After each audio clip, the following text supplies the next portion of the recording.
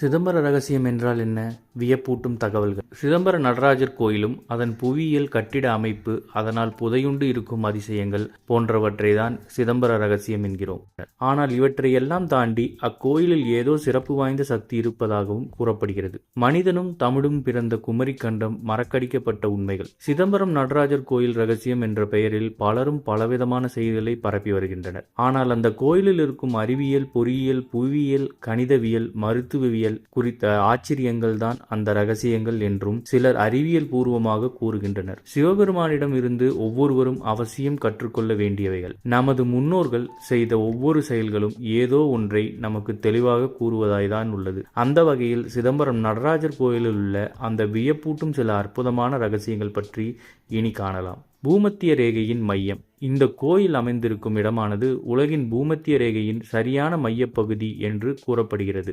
ஒரே நேர்கோடு. பஞ்சபூத கோயில்களில் ஆகாயத்தை குறிக்கும் தில்லை நடராஜர் ஆலயம், காற்றை குறிக்கும் காளஹஸ்தி ஆலயம், நிலத்தை குறிக்கும் காஞ்சி ஏகாம்பரேஸ்வரர் ஆலயமும் சரியான ஒரே நேர்கோட்டில், அதாவது சரியாக 79 டிகிரி 41 மினிட்ஸ் ஈஸ்ட் தீர்க்க ரேகையில் அமைந்துள்ளது.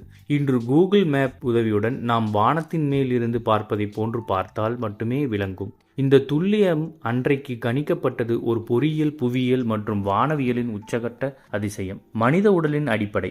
மனித உடலை அடிப்படையாக கொண்டு அமைக்கப்பட்டிருக்கும் சிதம்பரம் கோயிலில் 9 நுழைவு வாயில்களும் மனித உடலில் இருக்கும் 9 வாயில்களை குறிக்கிறது. சுவாசம். விமானத்தின் மேல் இருக்கும் பொற்கூரை 21,600 தங்கத்தகடுகளை கொண்டு வேயப்பட்டுள்ளது. இது மனிதன் ஒரு நாளைக்கு சராசரியாக 21,600 தடவைகள் சுவாசிக்கின்றான் என்பதை குறிக்கின்றது. நாடிகள்.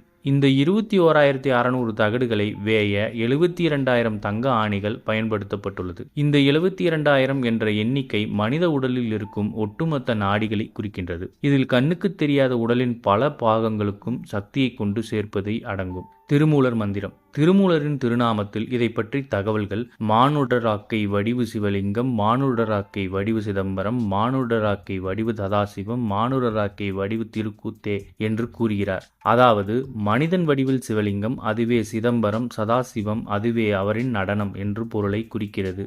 ஆச்சரியங்கள். பொன்னம்பலம் சற்று இடதுபுறமாக அமைக்கப்பட்டுள்ளது. இது நம் உடலில் இதயத்தை குறிப்பதாகும். இந்த இதயத்தை அடைய 5 படிகளை ஏற வேண்டும். இந்த படிகள் பஞ்சாட்சரப்படி என்று அழைக்கப்படுகிறது.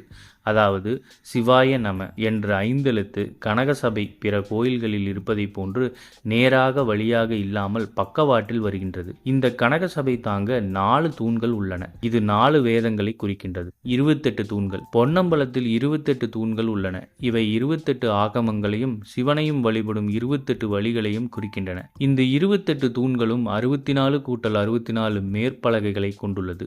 இது 64 ஆலயங்களை குறிக்கின்றது. இதன் குறுக்கில் செல்லும் பல பலகைகள் மனித உடலில் ஓடும் பல இரத்த நாணங்களை குறிக்கின்றது. பொற்கூரை.